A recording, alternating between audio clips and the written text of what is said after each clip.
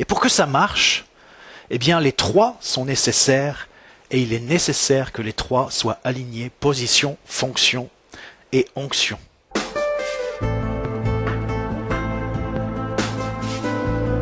Bonjour à tous ceux que je n'ai pas encore salués, que je vais sans doute saluer tout à l'heure avec un peu plus de proximité. Voilà. Bonjour à ceux qui nous suivent ou qui nous suivront aussi sur Internet, sur les réseaux. Écoutez, ce que je vais faire, je vais commencer par vous lire 5 courts passages qui sont dans la Bible, 5 courts passages de la Bible, et puis je vais vous préciser ensuite de quoi on va parler ce matin. Donc je commence directement à vous lire ces textes. Le premier se trouve dans Genèse 1, c'est les versets 26 à 28. Dieu dit, faisons l'homme à notre image, selon notre ressemblance, et qu'il domine sur les poissons de la mer, sur les oiseaux du ciel, sur le bétail, sur toute la terre, et sur tous les reptiles qui rampent sur la terre. Dieu créa l'homme à son image, il le créa à l'image de Dieu, il créa l'homme et la femme, Dieu les bénit, et Dieu leur dit, soyez féconds, multipliez, remplissez la terre, et l'assujettissez. Donc pour ceux qui, c'est un vieux mot peut-être assujettir, mais ça veut dire dominer. Et dominez sur les poissons de la mer, sur les oiseaux du ciel, et sur tout animal qui se meut sur la terre. Donc ça, c'est le début de la Bible dans le premier chapitre. C'est la création de l'être humain et les premières paroles que Dieu adresse à l'homme. Acte 1, verset 8. Mais vous recevrez une puissance, le Saint-Esprit survenant sur vous, et vous serez mes témoins à Jérusalem, dans toute la Judée, dans la Samarie et jusqu'aux extrémités de la terre. Je vous lis aussi Matthieu 16, verset 19. Je te donnerai les clés du royaume des cieux. Ce que tu lieras sur la terre sera lié dans les cieux, et ce que tu délieras sur la terre sera délié dans les cieux. Une déclaration de Jésus qui est peut-être étonnante. Jean 14, verset 12. En vérité, je vous le dis, celui qui croit en moi fera aussi les œuvres que je fais, et il en fera de plus grandes, parce que je m'en vais au Père. Et enfin, je vous relis le verset ennemi que je vous avais lu aussi la semaine dernière pour introduire le temps de la Sainte Seine. Et puis, on avait aussi pris un temps de proclamation juste avant que Jessie soit plongée dans l'eau. Apocalypse 1, versets 5 et 6, à celui qui nous aime, qui nous a délivrés de nos péchés par son sang, et qui a fait de nous un royaume des sacrificateurs pour Dieu son Père, à lui soit la gloire et la puissance au siècle des siècles. Amen. L'être humain, et qui plus est l'être humain appelé par Dieu, on pourrait dire le chrétien, le disciple de Jésus-Christ, est appelé à occuper une position d'autorité, à exercer la domination. Il est appelé à accomplir de grandes choses, à faire le lien entre le ciel et la terre, à manifester la puissance de Dieu. Et pour ce faire, je m'appuie simplement sur les versets que je viens de vous lire, pour ce faire, Dieu nous donne des directives, des commandements, une puissance, les clés du royaume des cieux, des appels, et puis 3 petits points. On pourrait résumer ça en disant que nous avons tous, individuellement, mais aussi collectivement, une position, une fonction et une onction. Une position, une fonction et une onction. Et ce matin, c'est le titre de mon message, position, fonction, onction. Ces 3 éléments, eh bien, ce devraient être 3 éléments dans nos vies qui sont indissociables et qui sont alignés. Notre position, notre fonction et notre onction. Parce que si ce n'est pas le cas, eh bien, on n'est pas vraiment opérationnel, et quelle que soit la grandeur de notre appel, ou quelle que soit la grandeur des promesses que Dieu a pu nous faire, eh bien, c'est comme si on était sans force, sans résultat significatif, on pourrait dire sans fruit, et inefficace. Alors ce matin, on va parler donc de position, de fonction et d'onction. Alors peut-être il faut dire de quoi il s'agit, qu'est-ce qu'il y a derrière ces mots. La position, eh bien, c'est ton rôle et c'est ton identité dans le service. Bien sûr, elle comprend ton identité de manière générale, qui tu es en Christ, mais il y a aussi quelque chose qui est plus spécifique, qui découle de cette identité en Christ et qui découle de l'appel de Dieu sur ta vie qui est spécifique. Il y a ce qu'on est de manière générale et puis il y a ce qu'on est de manière plus spécifique et qui te concerne toi personnellement. Et puis c'est aussi ton appel et la manière dont tu l'assumes, la manière dont tu l'incarnes, et on pourrait dire aussi la manière dont physiquement tu te positionnes avec ton corps, la manière dont on incarne les choses, la manière dont on est positionné aussi avec son corps. La fonction, c'est à quoi tu sers, et plus précisément ce que tu fais, ce que tu réalises concrètement. Ça, c'est ta fonction. Et l'onction, eh bien, c'est la puissance qui se manifeste au travers de toi, au travers de tes actions, donc l'onction de Dieu, l'onction du Saint-Esprit.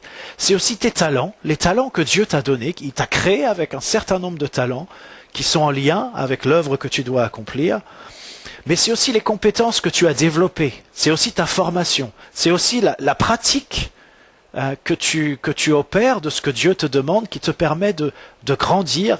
Et vous voyez, c'est pas simplement le Saint-Esprit qui se manifeste au travers de nous, mais c'est comment aussi on apprend à fonctionner avec le Saint-Esprit, comment on apprend à fonctionner avec les talents que Dieu nous a donnés, comment on développe ces choses-là pour vraiment être opérationnel. Et pour que ça marche, eh bien les trois sont nécessaires et il est nécessaire que les trois soient alignés, position, fonction et onction. Si on prend la métaphore d'une voiture, alors la position, c'est d'être assis sur le siège conducteur. Ça, c'est la position. La fonction, c'est tout ce que tu vas faire concrètement pour conduire la voiture. Tourner la clé de contact, ou appuyer sur le bouton pour que ça démarre, appuyer sur les pédales, tourner le volant, passer les vitesses. Ça, c'est la fonction. Et l'onction, eh bien, c'est le véhicule lui-même, c'est-à-dire l'habitacle, le moteur, le fait qu'il y ait du carburant, les roues pour que ça roule. Qu'est-ce que ça veut dire? Ça veut dire que, pour garder cette image, si tu es assis sur le siège passager, à l'avant ou à l'arrière, tu peux faire tous les bons gestes, et même si le véhicule est fonctionnel, eh bien, il ne va rien se passer. Ça, c'est un problème de position. Tu peux aussi être assis sur le siège conducteur, donc là tu es en bonne position, et le véhicule est en parfait état de marche. Mais voilà, tu es assis, le véhicule fonctionne, mais tu fais rien. Tu conduis pas, tu n'as pas les mains sur le volant, tu ne tournes pas la clé de contact, les vitesses tu les passes pas, tu n'appuies pas sur les pédales, ça n'avance pas.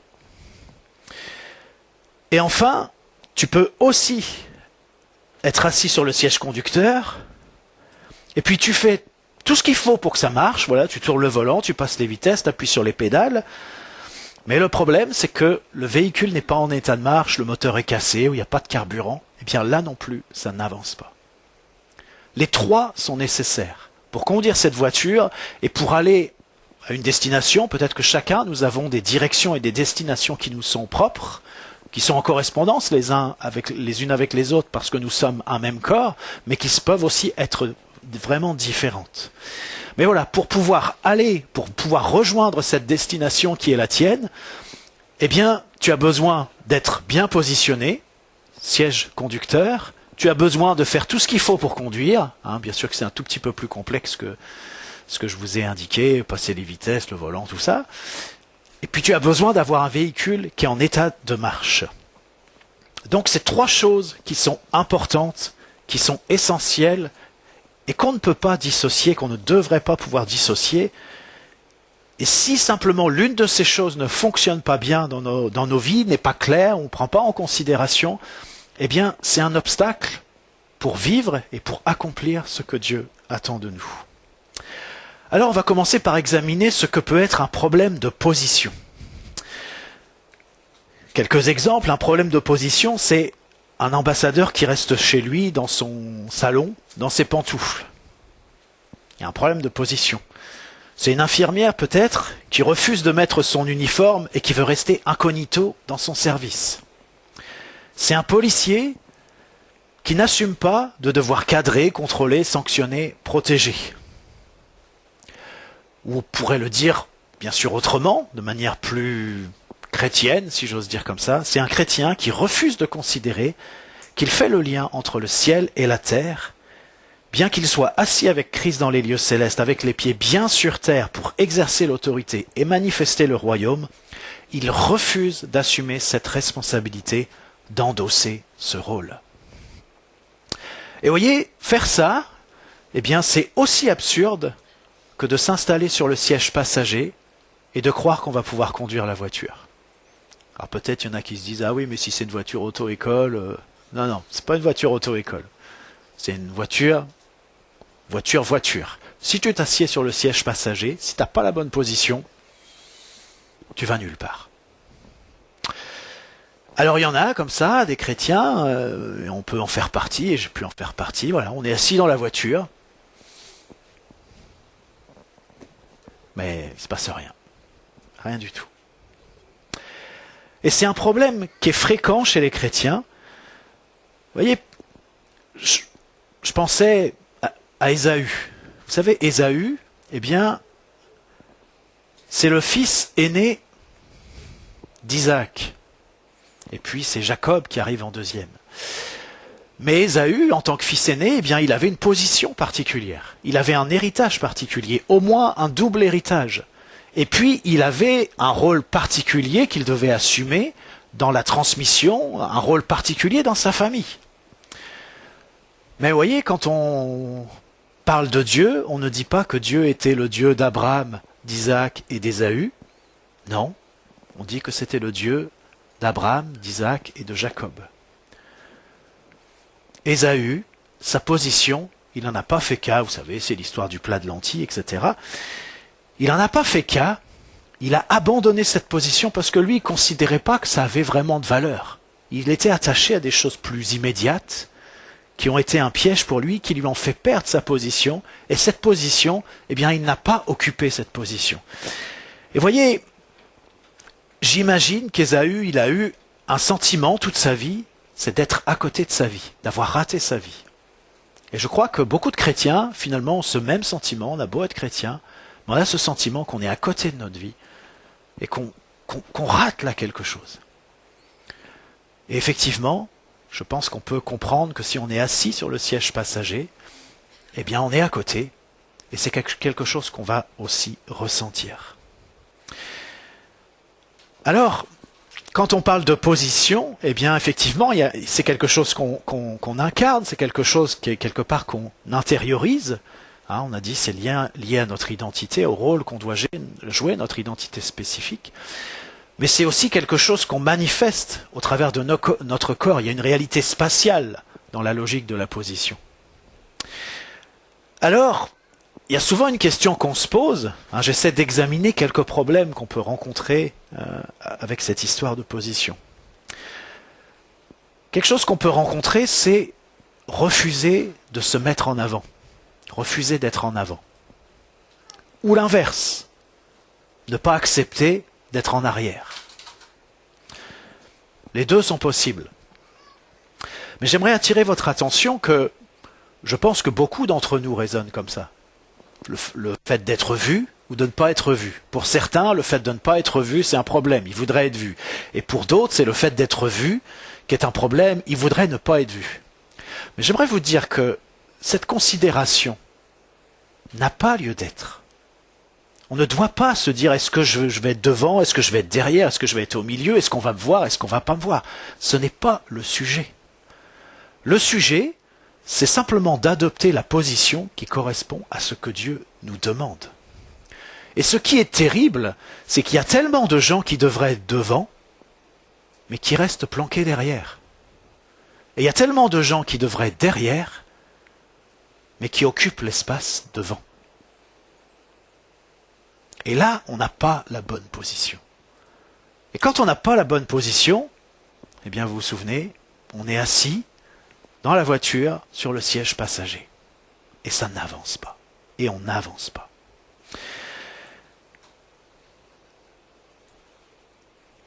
Si tu dois occuper une position, imaginons peut-être tu es un adorateur ou tu es un chef d'armée, tu dois être à l'avant.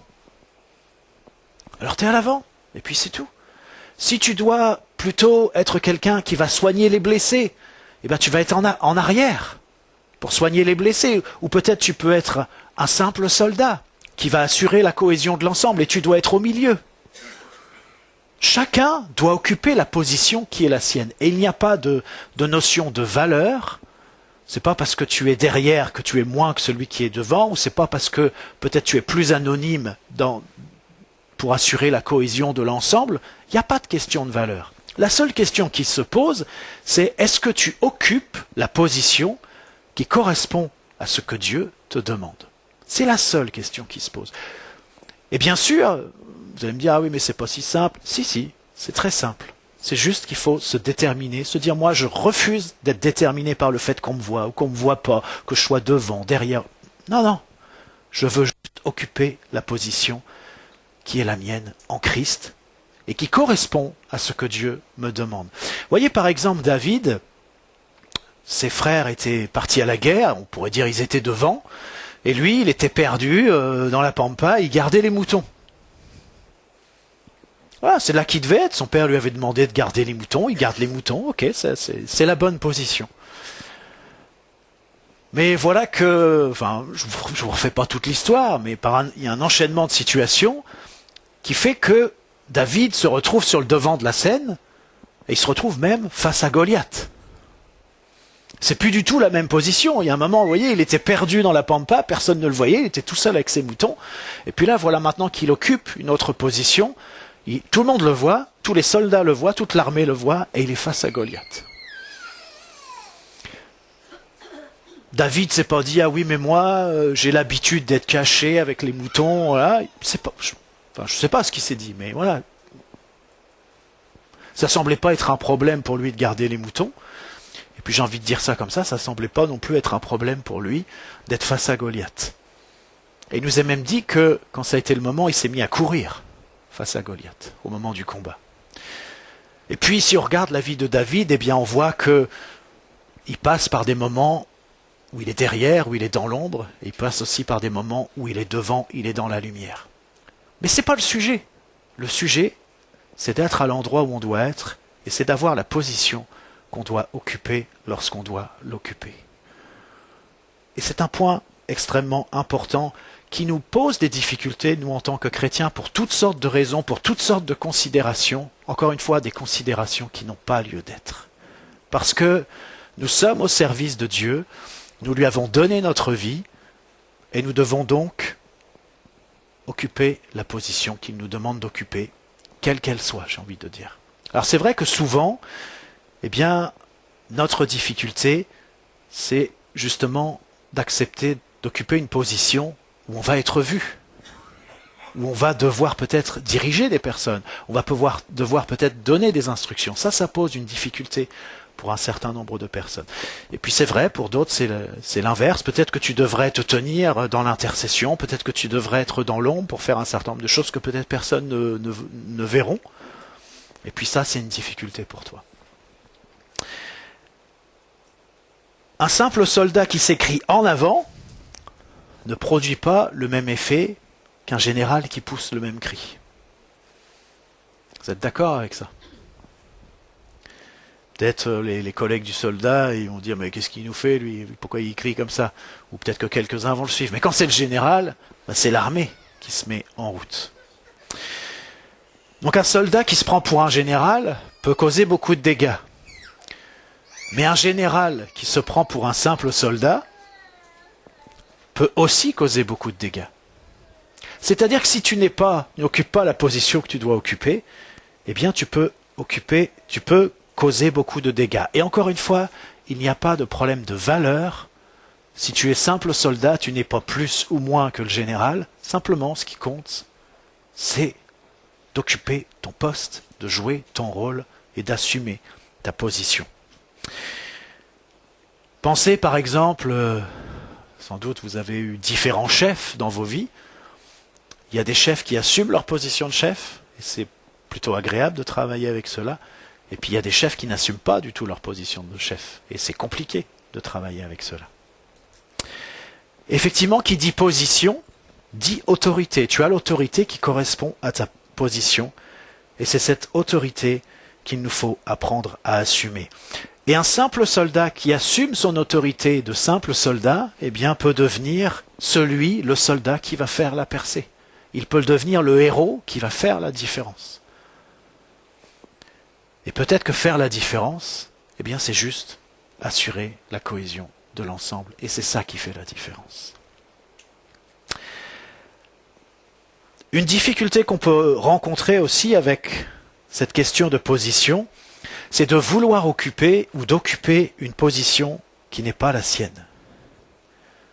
Et si c'est le cas, si tu occupes ou si tu veux occuper une position qui n'est pas la tienne, bah ça va être difficile, peut-être même voire impossible de fonctionner. En tout cas, tu ne pourras pas fonctionner comme Dieu le veut avec l'onction de Dieu qui apporte son aide et son approbation. Il va peut-être falloir que tu trouves d'autres ressources pour fonctionner, mais ce ne sera pas des ressources qui permettront de faire avancer le royaume de Dieu. Et c'est même des ressources qui vont créer de la tension et de l'opposition. Simplement parce que tu veux occuper une place ou que tu occupes une place qui n'est pas la tienne. Et effectivement, dans ce cas-là, eh bien, on risque d'aller chercher une autre onction, un autre carburant, et des fois on s'appuie sur la force de l'homme tellement que ça va pas, ça permet pas de construire quoi que ce soit dans l'Église, et parfois ça va plus loin que ça, j'ai envie de dire c'est pire, on peut aussi avoir un esprit de contrôle et quelque chose de négatif qui vient de l'adversaire aussi, qui s'infiltre dans l'Église, parce que tu te dis mais il faut que j'assume cette position, mais c'est pas ta position, et du coup tu utilises des moyens qui sont des moyens qui vont être aussi destructeurs.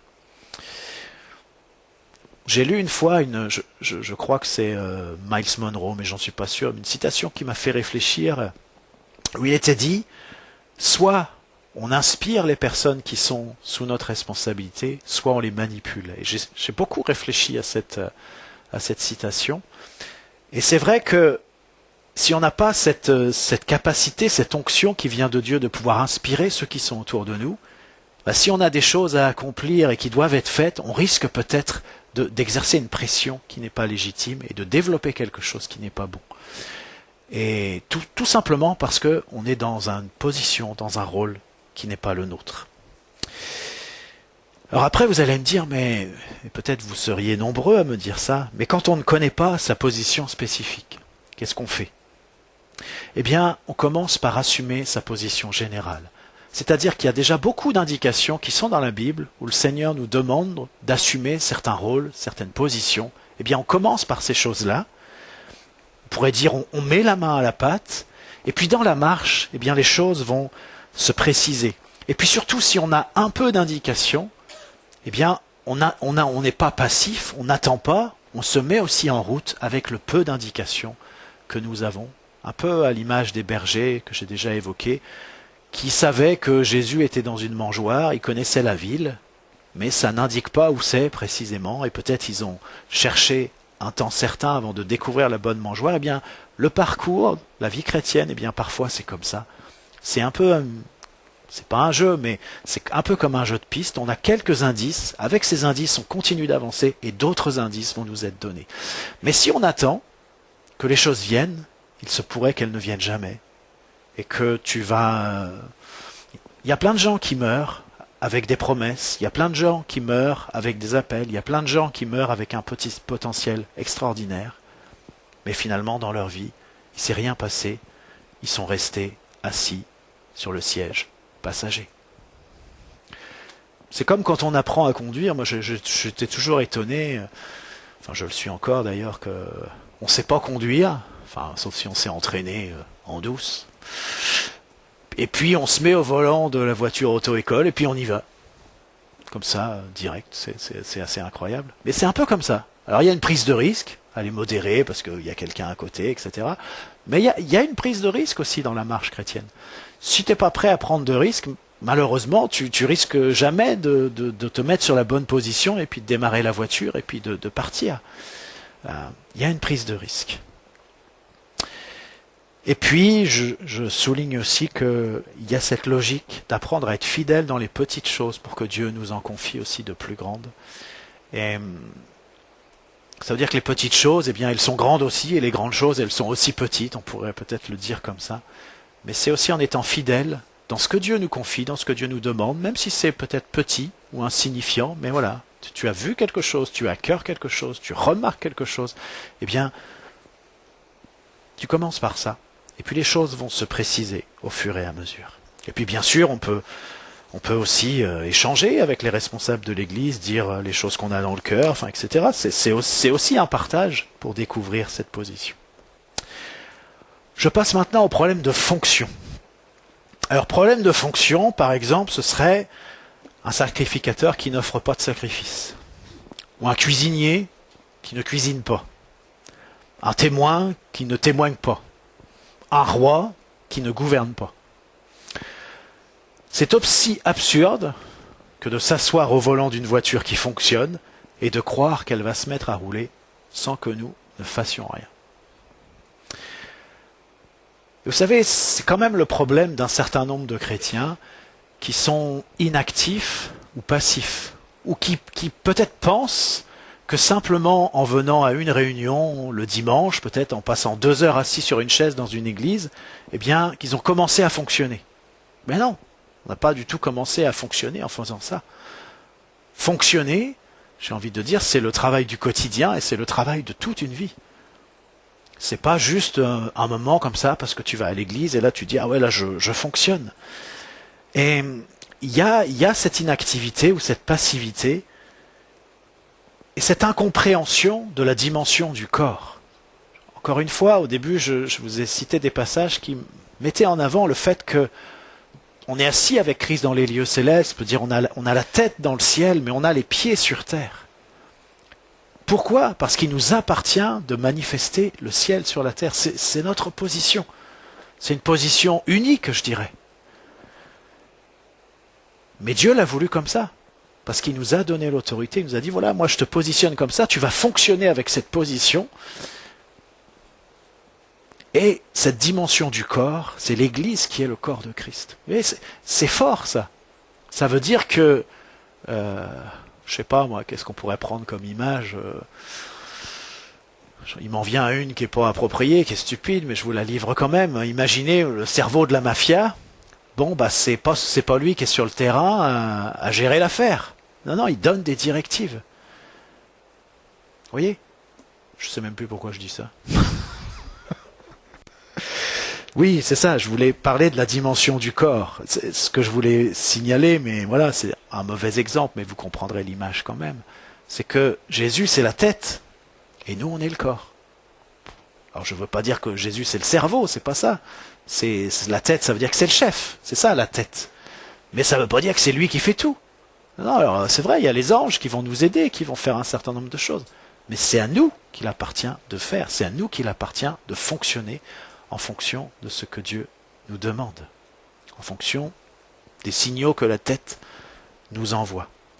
1 Corinthiens 12, verset 27, vous êtes le corps de Christ et vous êtes ses membres, chacun pour sa part. Oui, j'aime bien cette formulation, chacun pour sa part. Il n'y a pas quelqu'un qui peut dire, non mais moi je ne suis pas concerné, je suis trop ceci, pas assez cela. Non, chacun pour sa part, vous êtes les membres du corps de Christ.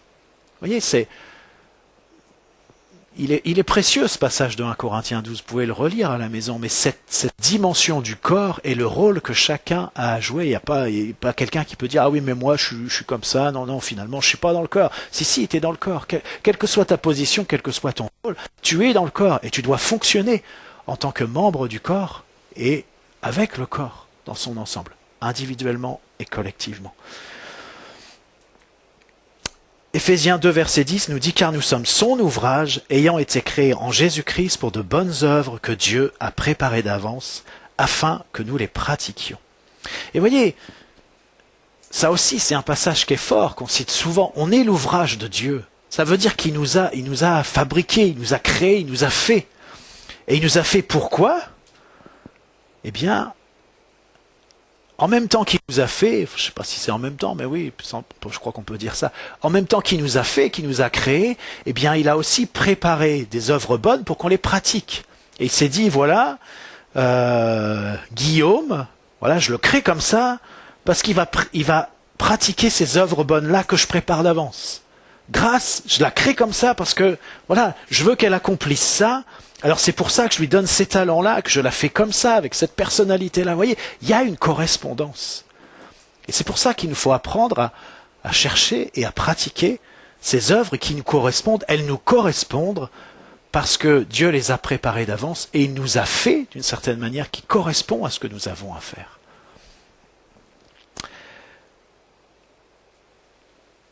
Et je vous lis aussi Matthieu 25, versets 24 et 25. C'est la parabole des talents. C'est la fin. C'est celui qui avait reçu qu'un talent. Celui qui n'avait reçu qu'un talent s'approcha ensuite et il dit « Seigneur, je savais que tu es un homme dur, qui moissonne où tu n'as pas semé et qui amasse où tu n'as pas vanné. J'ai eu peur et je suis allé cacher ton talent dans la terre. Voici, prends ce qui est à toi. » Et vous voyez, cet homme-là, eh bien, il nous a dit, il a eu peur. Et puis finalement, il n'a rien fait avec son talent. Alors c'était de l'argent, voilà, il y a ce jeu de mots en tout cas qui est net en français avec les talents que Dieu nous donne aussi.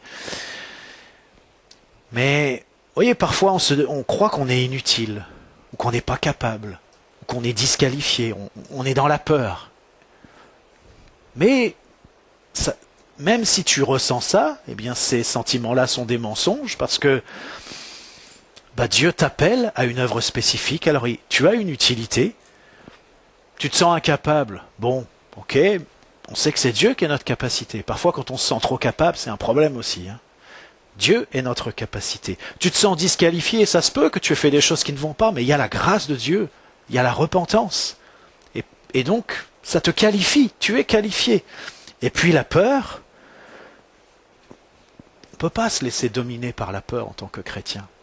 Qu'on ait des peurs, mais dans la durée, on doit affronter nos peurs avec le Seigneur.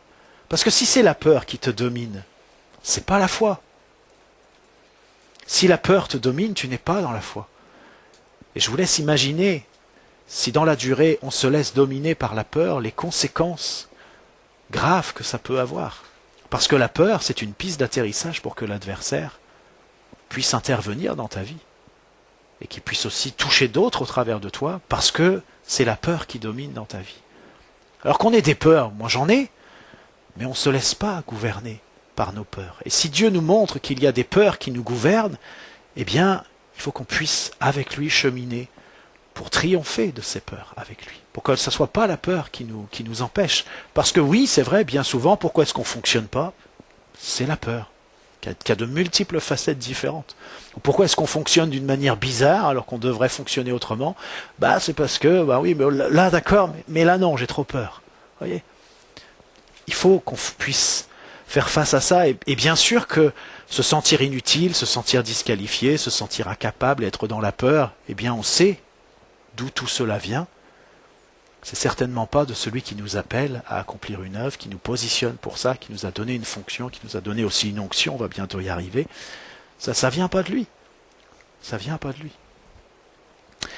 Alors, un point que je souligne rapidement, peut-être ça mériterait d'y passer du temps, mais voilà, on le fera peut-être une autre fois si c'est nécessaire. Mais parfois, il y a une difficulté, c'est que on est positionné sur un certain nombre de tâches, on fonctionne, et puis il y a une autre tâche qui est proche des tâches qu'on accomplit déjà, et puis on se dit logiquement, je pense que je pourrais faire ça aussi. Peut-être que oui, peut-être que non. Et voyez, parfois, ça peut être une difficulté. Je pense au roi Saül. Il était roi, il était chef, et puis voilà, dans une situation particulière, il y avait un sacrifice à offrir, le prophète était en retard, la situation était extrêmement tendue, il s'est dit, je vais le faire moi-même. Bon, on connaît les conséquences de ça, c'était catastrophique. Mais peut-être qu'il y avait une forme de logique, voilà, se dire, je suis roi, je peux me permettre de faire ça. Ou je peux faire ça aussi. Et vous voyez, parfois c'est délicat parce que, vous savez, il y a des gens qui sont très visionnaires. Et Dieu donne des gens qui sont visionnaires, on pourrait dire c'est des leaders.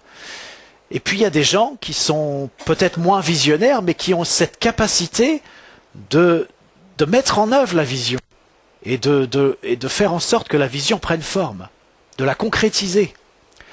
Et parfois, il y a des visionnaires qui ont la capacité de concrétiser aussi la vision. Mais parfois, il y a des visionnaires qui n'ont pas cette capacité. Ou il y a des gens qui ont la capacité de concrétiser, mais qui ne sont pas visionnaires. Vous voyez, il faut apprendre à savoir ce qu'on est. Et le problème parfois, c'est que on voit ça dans les entreprises.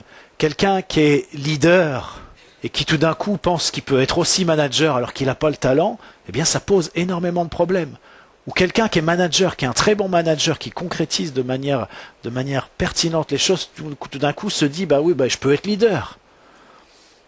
Oui, peut-être, ou peut-être pas. Vous voyez, on doit quand même s'interroger à chaque fois, est-ce que c'est mon périmètre? Est-ce que faire ça, ça correspond à ma position? Ça correspond à ce que Dieu me demande? Pourquoi je dis ça? Parce que on est parfois positionné, ou on se positionne sur des choses qui finalement ne nous correspondent pas.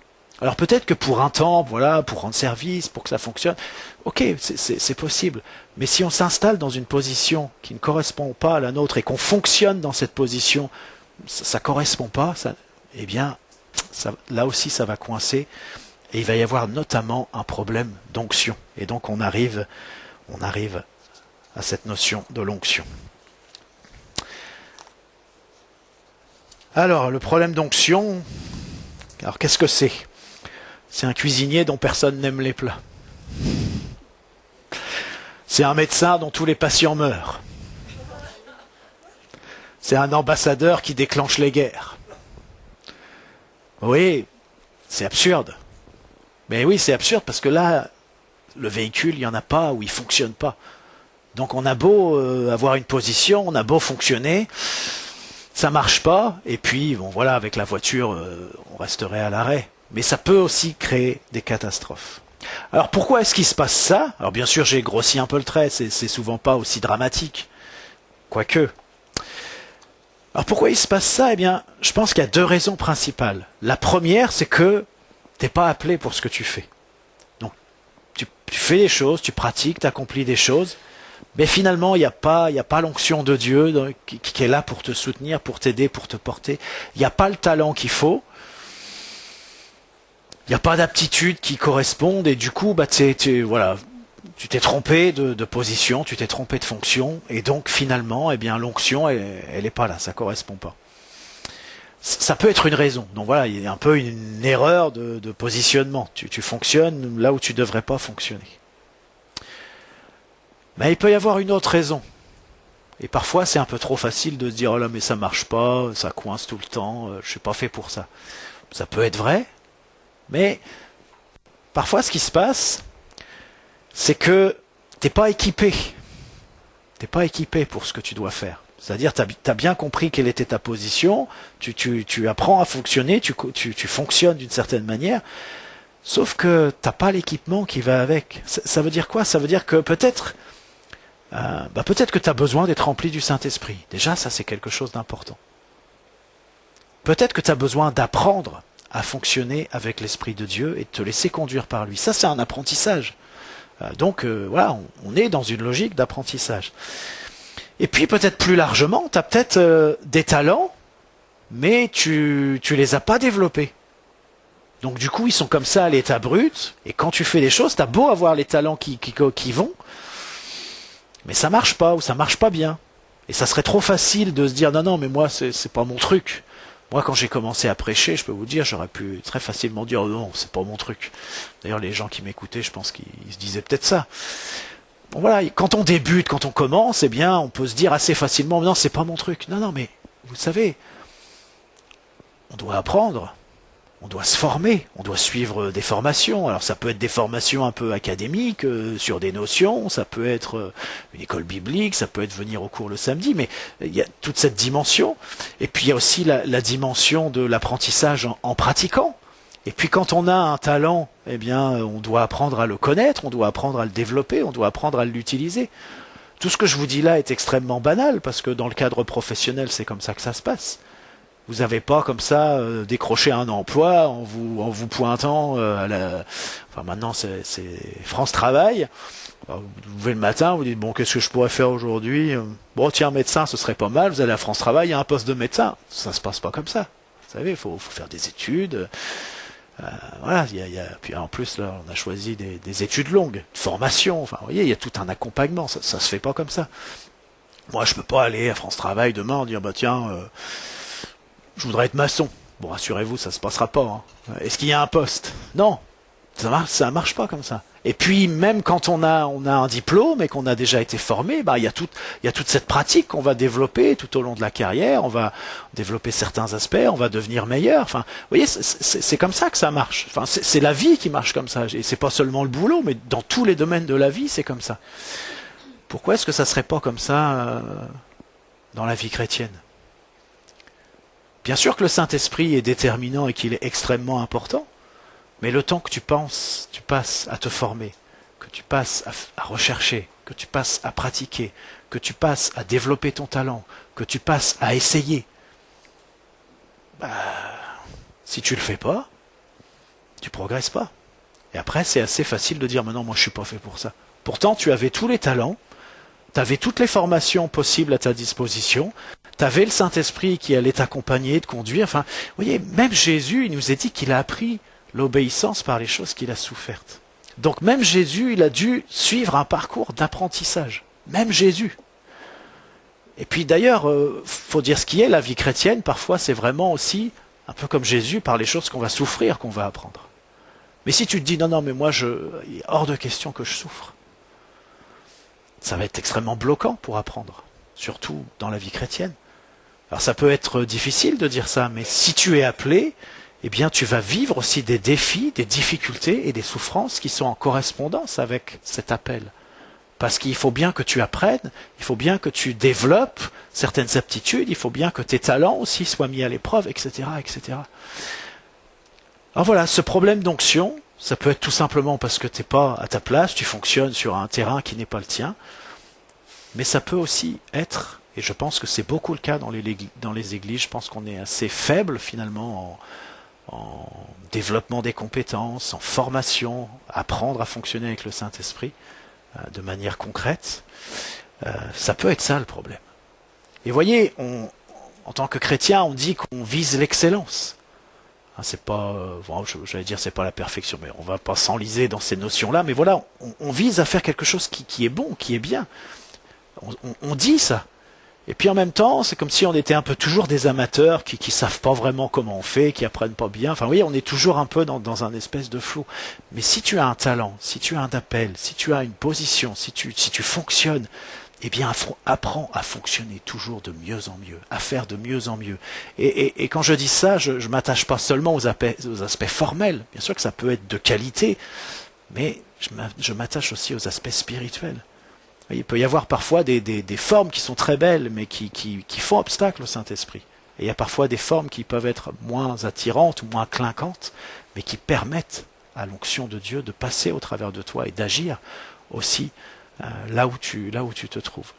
Alors voilà, tout ça c'est un apprentissage.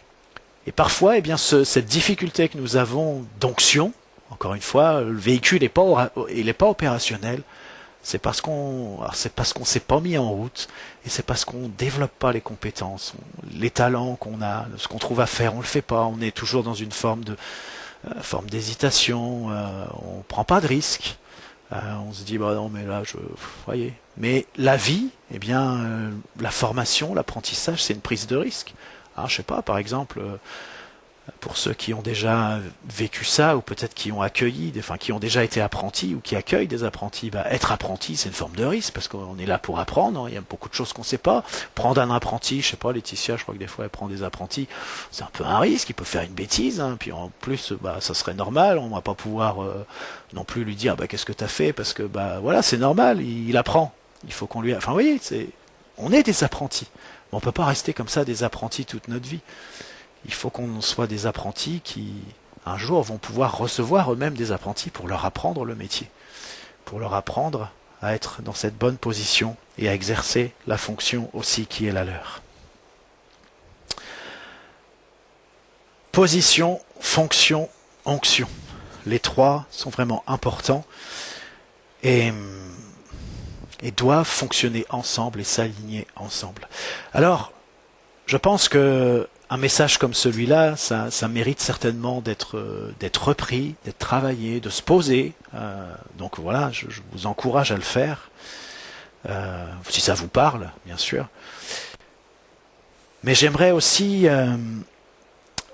je vais lire 1 Corinthiens 12, versets 4 à 11. 1 Corinthiens 12, versets 4 à 11, Il est dit, il y a diversité de dons, mais le même esprit. Diversité de ministères, mais le même Seigneur. Diversité d'opérations, mais le même Dieu qui opère tout en tous. Or, à chacun, la manifestation de l'Esprit est donnée pour l'utilité commune.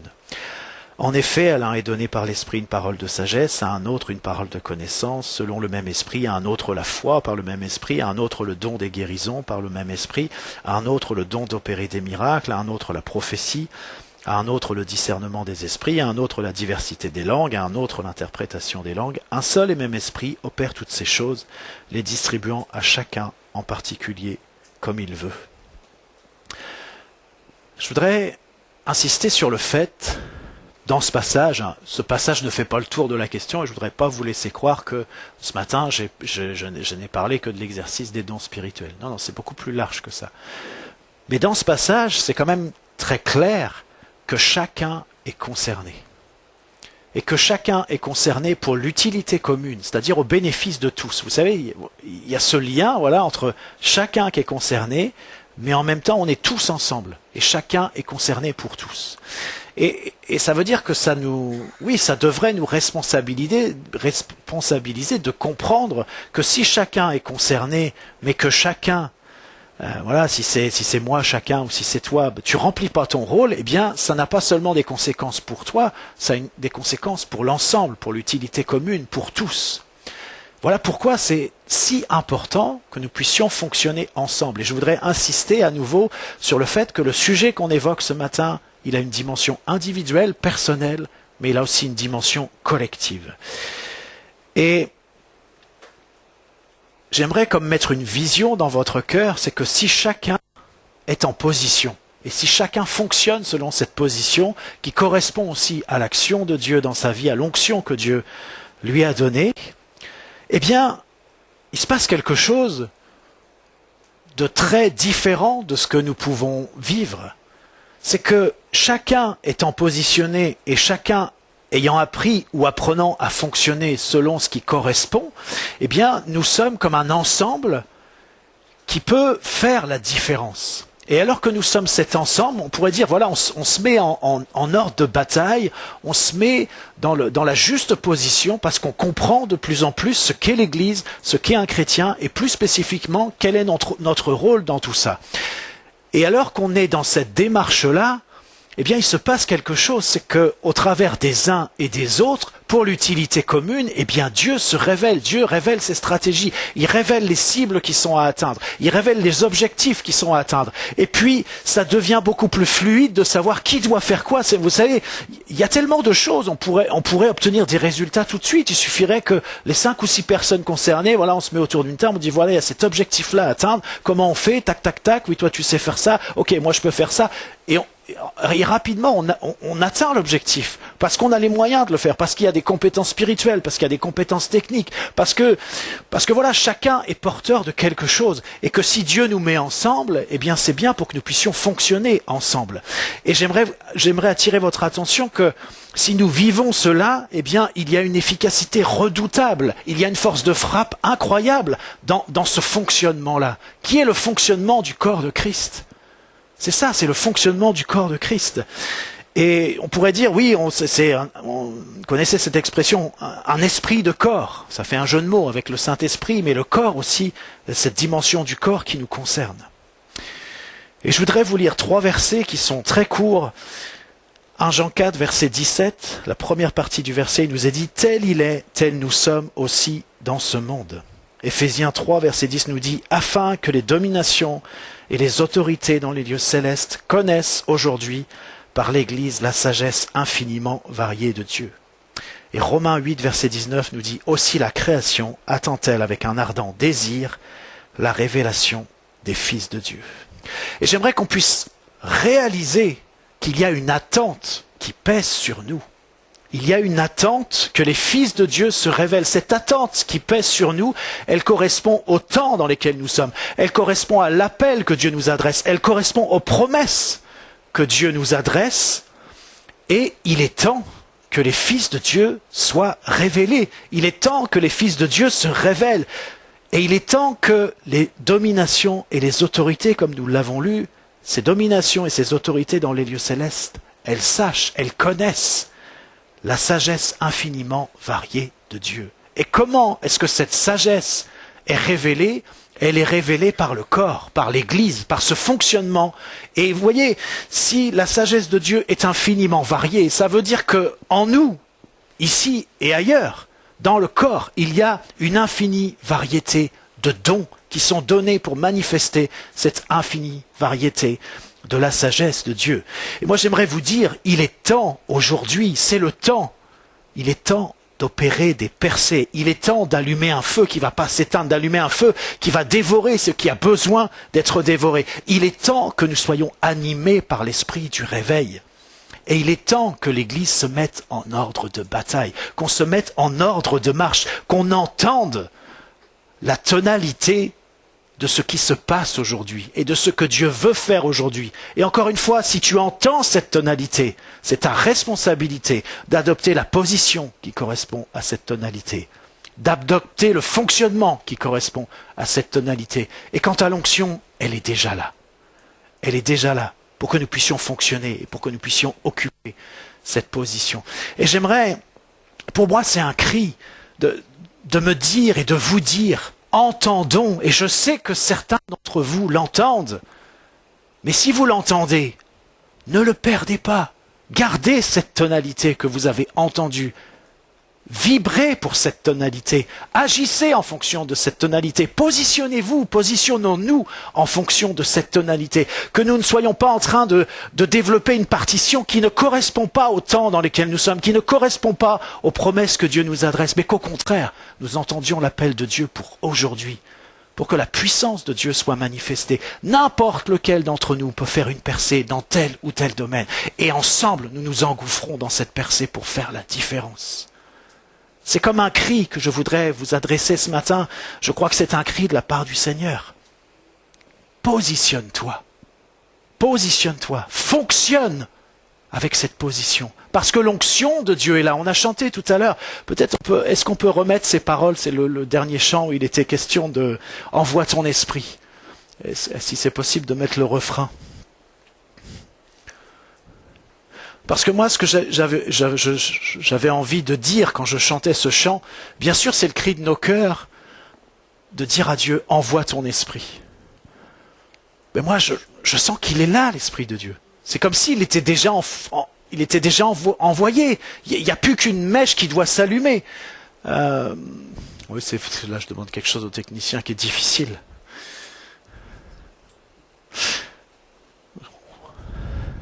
Sur la tablette. Il y a un mot de passe sur ta tablette? J'y suis? Ok. Vas-y, le refrain. Ah, encore. Encore. Voilà. Prépare la moisson sur cette nation, envoie ton esprit. Moi, j'ai envie de vous dire, la moisson, elle est déjà préparée. Maintenant, c'est à nous d'y aller. Ensuite, il est dit... Avec abondance, répands ta présence, envoie ton esprit. Oui, maintenant, on met des lettres aussi. Avec abondance, répands ta présence. Nous sommes animés de la présence de Dieu. Voilà, nous sommes là pour répandre la présence de Dieu partout où nous sommes.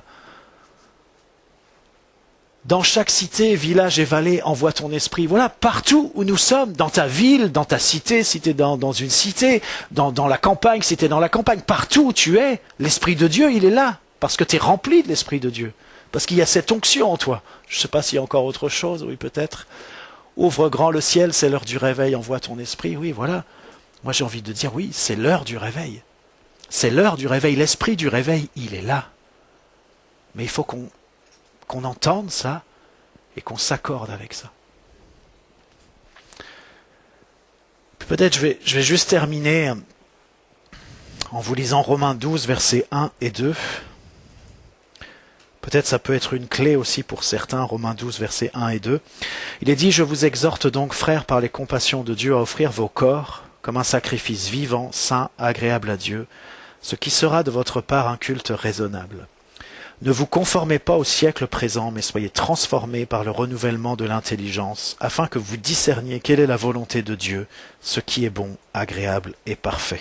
Et vous voyez, parfois on a cette difficulté à discerner la volonté de Dieu, c'est question tout à fait légitime, et c'est un cheminement pour discerner cette volonté qui est tout à fait légitime.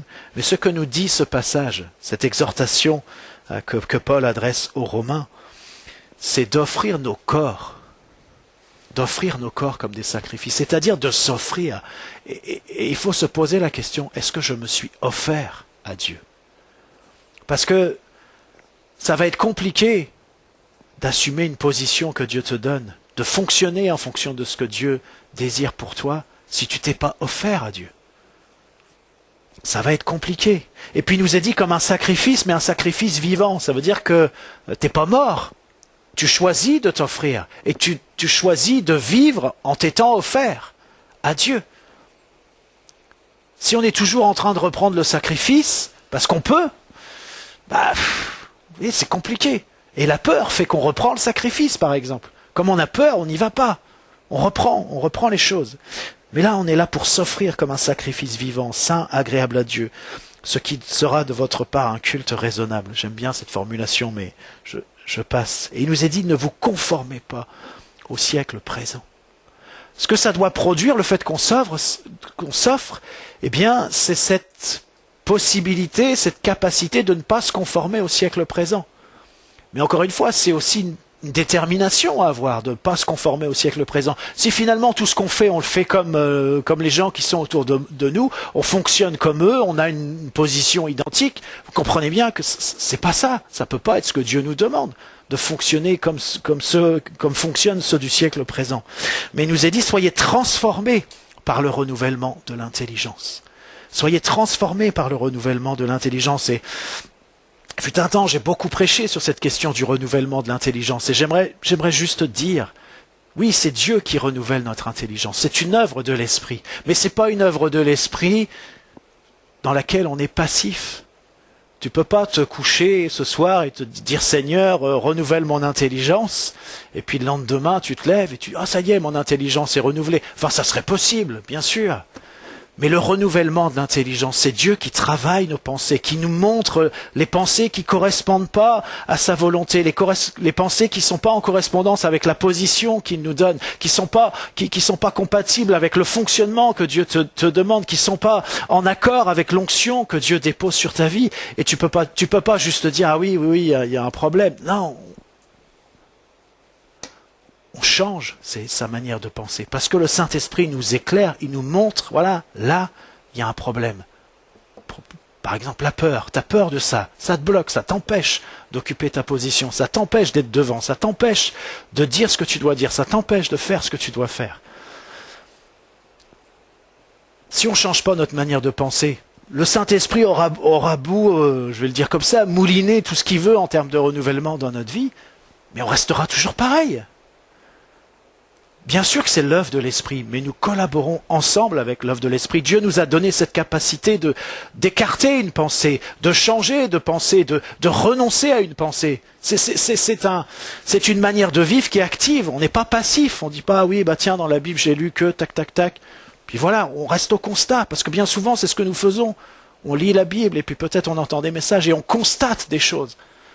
Mais on ne doit pas en rester au constat. On doit ensuite être actif pour que notre intelligence soit effectivement renouvelée. Et ensuite, il est dit, afin que vous discerniez quelle est la volonté de Dieu, ce qui est bon, agréable et parfait. Voilà, on va simplement prier quelques instants. Seigneur, je prie, Seigneur, pour chacun de nous, Seigneur.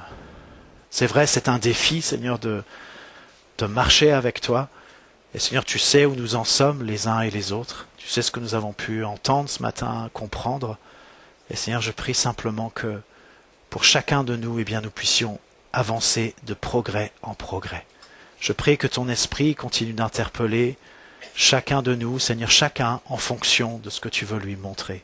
Et je prie aussi que nous ayons cette sagesse et cette grâce, Seigneur, aussi d'entendre et puis d'aller de l'avant. Seigneur, je prie, Seigneur, pour que nous soyons un peuple qui est positionné en fonction de toi.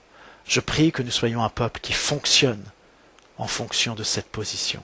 Et nous te remercions pour ton esprit. Nous te remercions pour les ressources qui sont en toi. Nous te remercions pour les talents que tu as donnés aux uns et aux autres. Merci pour le développement, Seigneur, de ce que tu as mis en nous. Merci mon Dieu. Amen.